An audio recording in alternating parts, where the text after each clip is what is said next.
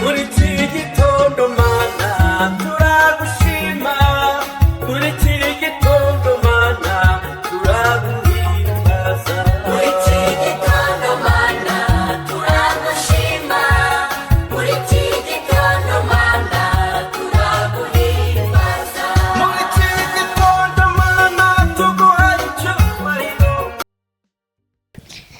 Yesu ashimwe. Nitwa Ineza Innocenta, mbahaye ikaze mu gitondo cy'umugisha. Bye bye. Yesu ashimwe. Nitwa Ganzera Trezor, mbahaye ikaze mu gitondo cy'umugisha. Bye bye.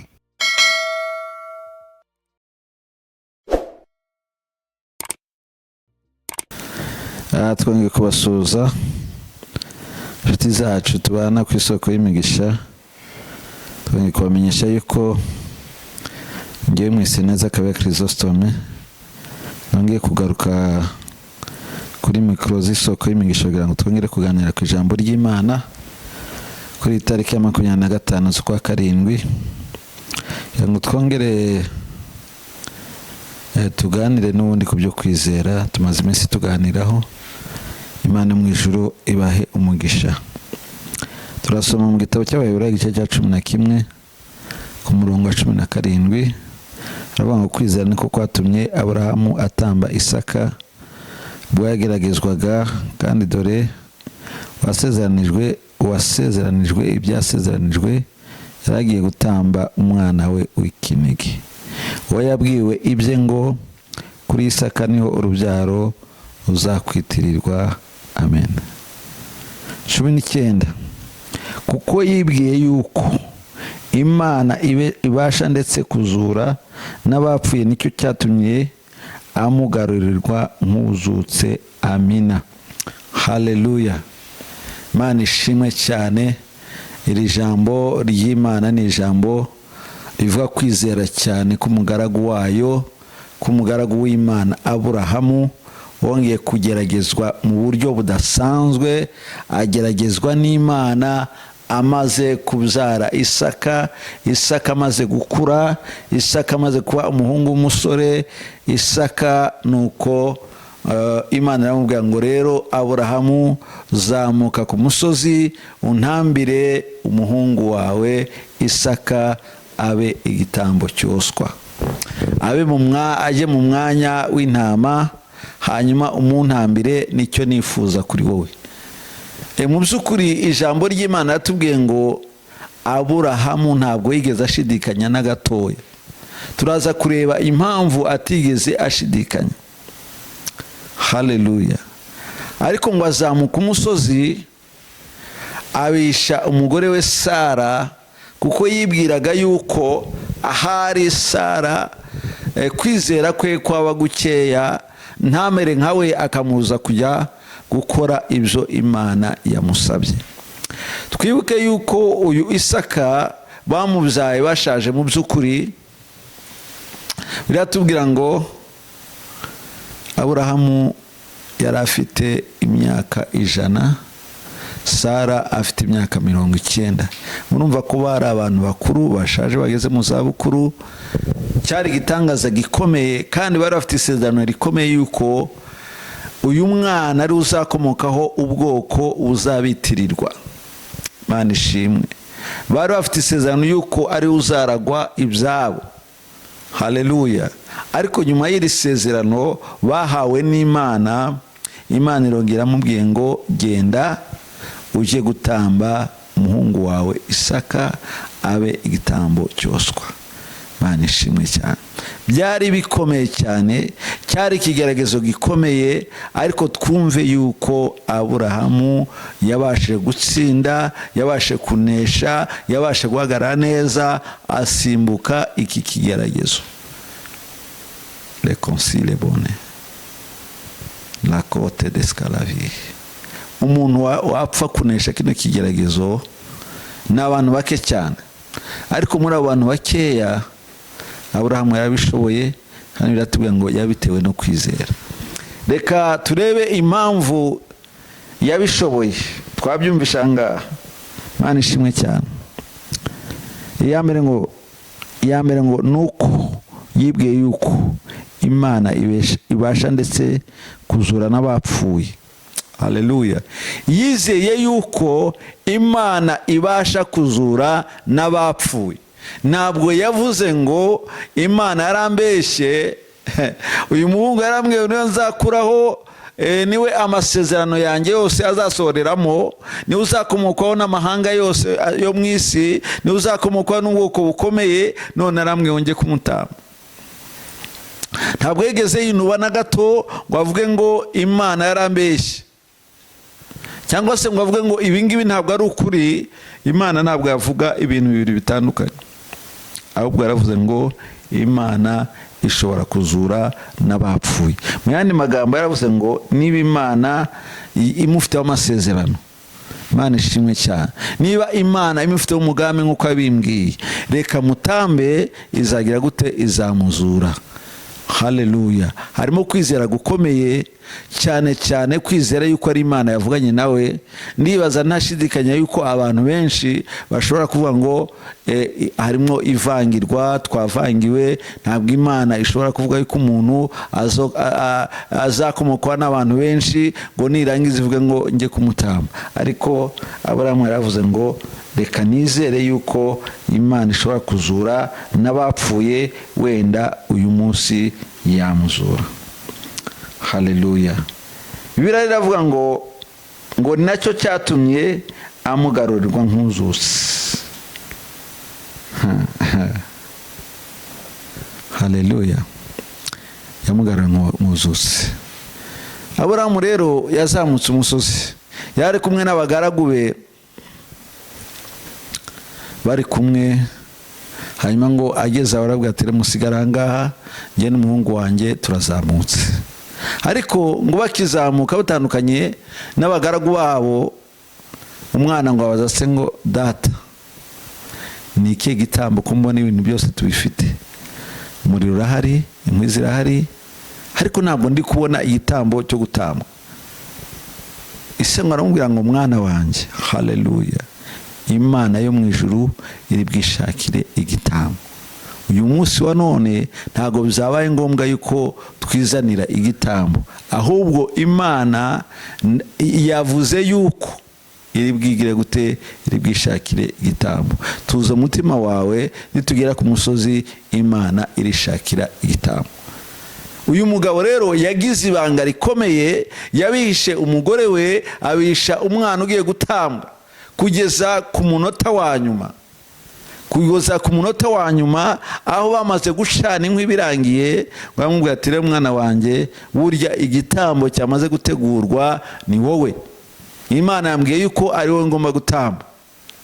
Biratubwira ngo uyu mwana yaciye bugufi cyane, abwira se ati data, niba kuko ariko Imana yagutegetse, nanjye niteguye kugira gute? Gupfa. Haleluya. Yaba ise yaba umwana bose bari bizeye Imana ishobora byose. Isaka we ntabwo nzi ukuntu yizeye, niba ari ukuba umubyeyi gusa, niba ari iki simbizi, ariko we ntabwo bivugwa nk'uko Bibiliya bitubwira ibyase ngo ise yizeye yuko n'uwapfuye ashobora kuzurwa n'Imana.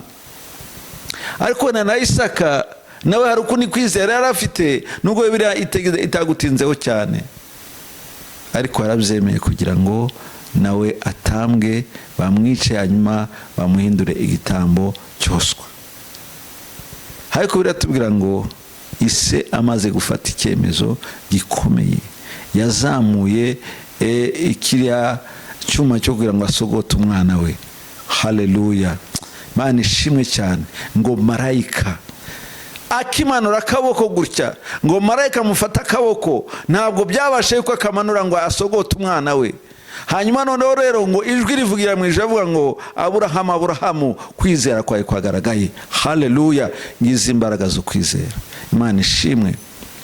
Imana ishimwe. Birakomeye kugira kwizera gutyo nk'uko nguko, ariko nibyo Imana idushakaho twese abizeye Kristo. Haleluya. Reka mbabwire yuko uyu mwana wari ugiye gupfa ntabwo byakunze kwapfa, yarasimbuwe. Imana yaravuze ngo ntabwo umwana ari butambwe kubera ko si igihe cyo gutambwa k'umwana w'umuntu. Haleluya. Ahubwo Imana icyo yashakaga ni ukugerageza kwizera k'uyu mugabo witwa Aburahamu. Imana ishimwe. Haleluya. Kwaruga ngo mugerageze, kandi nyuma yaho Imana yakoze imirimo n'ibitangaza kuri Aburahamu. Yaramubwiye ngo noneho rero ibyo navuganye nawe ngiye kubisohoza vuba cyane. Imana ishimwe. Ngiye kubikora vuba cyane. Ubwo wemeye kuntambira n'umwana, ni ibintu bidasanzwe. Nari nzi ko ukiranuka, nari nzi ko wizera, ariko iki ngiki cyo ntabwo nari nzi ko gishoboka. Haleluya. Imana ishimwe cyane. Rero ibigeranwa n'ubundi Kristo wendaga kuzadutambirwa, ariko we ntabwo yigeze asimburwa, byari ngombwa ko atambwa. Imana ishimwe. Imana yari yatanze Kristo ngo atubambirwe kubw'ibyaha byacu, ariko we nta gisimbura yagombaga kubona. Isaka we yabonye umwana w'intama umusimbura kugira ngo adatambwaho ibitambo, hanyuma Kristo we ntago yigeze abona umwana w'intama umusimbura, kuko wari umugambi w'Imana kugira ngo ducungurwe. Imana ishimwe. Haleluya. Isaka nta muntu yendaga gucungura. Isaka nta muntu yendaga gupfira. Isaka nta muntu n'umwe yagombaga gupfa kugira ngo abeho, ahubwo kwari ukugeragezwa kwa se Aburahamu. Ariko Yesu we yaje muri iyi si ari icyemezo cyavuye mu bwami bwo mu ijuru yuko aza gupfira abana b'abantu. Imana ishimwe cyane. Yesu ntabwo yigeze asimburwa. Haleluya. Aburahamu yazamutse umusozi azamukana n'umwana we, ariko bigeze ku munota wa nyuma agiye kumubamba, agiye kumutamba, marayika aramanuka aramubwira ati sigaho, kwizera kwawe kwageze gute? Kwagaragaye.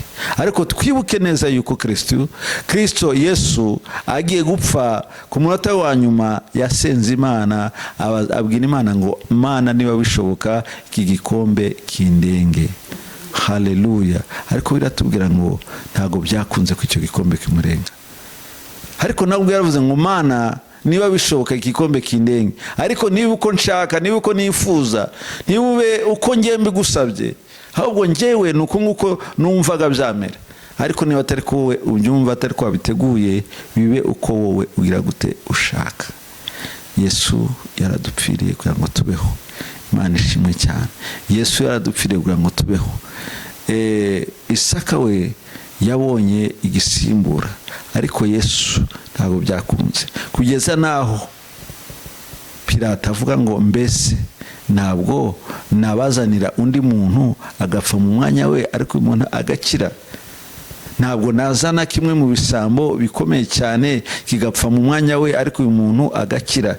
Ariko ntabwo byigeze bikunda. Haleluya. Nta wundi muntu wari kuducungura, nta wundi wari kujya mu mwanya wa Yesu uretse Yesu Kristo ubwe niwe agomba kuducungura kugira ngo tubeho. Imana ishimwe cyane. Urupfu rwa Isaka ntacyo rwari kumara, ntacyo rwari kumarira Aburahamu. Gukira kwa Isaka niko kwatumye abantu bagira gute bakomokwa. Isaka akomokwaho n'abantu benshi, ni wari umugambi w'Imana. Ariko gupfa kwa Isaka ko kwari kugira ngo Aburahamu kwizera kwe kugeragezwe gusa, ariko nta kindi. Ariko Yesu we yagombaga gupfa, ibyo bikarangira, agapfa, agapfira abanyabyaha kugira ngo tubeho kandi tubabarirwe ibyaha byose. Tujye tunezezwa cyane rero n'urupfu rwa Yesu Kristo, kuko Yesu iyo adapfa twebwe ntabwo twari kubaho. Kristo iyo adapfa twebwe ntabwo twari kuzagira izina, ntabwo twari kuzamenyekana. Twebwe twari tuzahora turi abanyabyaha, tugapfira mu byaha, tukazarimbuka by'iteka ryose. Ariko Imana ishimwe yemeye gutanga Yesu Kristo ngo apfe ku byaha byacu. Rero Yesu Kristo wapfuye kubw'ibyaha byacu, ntituzakerense kiriya gitambo. Imana ishimwe cyane. Ni igitambo cyabayeho rimwe rizima, kandi nta bindi bitambo bizongera kubaho by'iteka ryose. Imana ishimwe. Yesu niwe wenyine wari warasezeranirijwe isi ko azapfira isi yose kugira ngo abantu bakire, abantu babeho. Umugabo witwa Yefuta yatanze umukobwa we, kubera ko Yefuta yayize umuhigo. Aravuga ngo njyewe Yefuta, nimva ku rugamba ni muzima, ikintu kizansanganira, haleluya, cyari cyo cyose kizansanganira bwa mbere, tuzahura bwa mbere, icyo nicyo nzagira igitambo cyo guhigura umuhigo nahize. Ariko mu by'ukuri yagombaga kumenya neza yuko ijambo ry'Imana ntabwo ryemeraga yuko abantu bagira gute batambwa, ntabwo ryabyemeraga. Cyakora we ntabwo yigeze arokorwa kubera yuko byari umuhigo, kandi umuhigo ntabwo ubasha kugira gute, ntabwo ubasha gukurwa uko byagenda kose. Ritubwira ko umuntu agomba guhigura byanze bikunze uko yahize, kandi umuntu adahiguye biba birutwa nuko yaba atarahize. Rero ikintu Yefuta yakoze ni uguhiga nabi, ni uguhiga nabi, kuko guhiga nabi bituma umuntu akora amakosa. Ariko mu by'ukuri ntabwo agomba guhiga gutyo, ahubwo ari kuvuga ngo njyewe nzatanga iki n'iki, akakivuga kugira ngo atazagwa mu makosa. Imana ishimwe cyane, haleluya. Rero icyo nshaka kwigisha abantu ni ukumenya neza yuko Imana ikunda abantu bizera, kandi bizera bakagaragaza kwizera kwabo n'imirimo bakora. Kwizera kwa Aburahamu kwagaragajwe cyane nuko yemeye gutanga Isaka akaba igitambo cyoswa, kandi ari umwana w'ikinege. Nicyo cyatumye rero Imana imugarurira umuhungu we ari muzima, nta kibazo na kimwe ahuye nacyo. Nawe kwizera kwawe rero kuzatuma Imana ikugira neza, kuzatuma Imana igutabara, kuzatuma Imana ikurengera, kuzatuma Imana ikora imirimo n'ibitangaza ku buzima bwawe. Isi yose imenye neza yuko Imana yabanye nawe, kuko wayizeye ukayikiranukira. Imana yacu yabwa icyubahiro, kandi Imana yacu ikomeza gushirwa hejuru kubw'imirimo yayo myiza, mu izina rya Yesu Kristo, amen. Mana ushimwe cyane, ijambo ryawe ni ryiza kandi ni rizima. Ritweretse uburyo Aburahamu yakiranutse akizera kugira neza kwawe, kugeza ubwo yemeye gutanga umwana w'ikinege kugira ngo ahari asoze gukiranuka ku ijambo wamusabye, wamubwiye. Nawe warakoze Mana, kuko wagaruye Isaka ari muzima, ugatanga ikindi gitambo kugira ngo kijye mu mwanya we, nuhabwe icyubahiro. Natwe rero Nyagasani Imana, abacunguwe twacunguwe n'amaraso ya Yesu Kristo. Kristo we kuko yari misiyo ye, ntabwo yigeze asimburwa, ahubwo icyamuzanye cyamugezeho, apfa kubw'ibyaha byacu.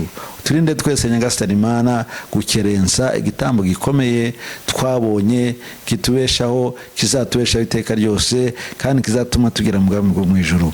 Urakoze Mwami, uzatugira neza, uduhe imbaraga, uduhe kukumenya, uduhe kwizera, uduhe Nyagasani Imana gukora imirimo myiza ijyanye no kwizera. Ni wowe Nyagasani Imana wabidukoresha, kandi wowe wabidukorera ibihe byose. Icyo rekomeze kuri cyawe Data, uyu munsi n'iteka ryose, amen.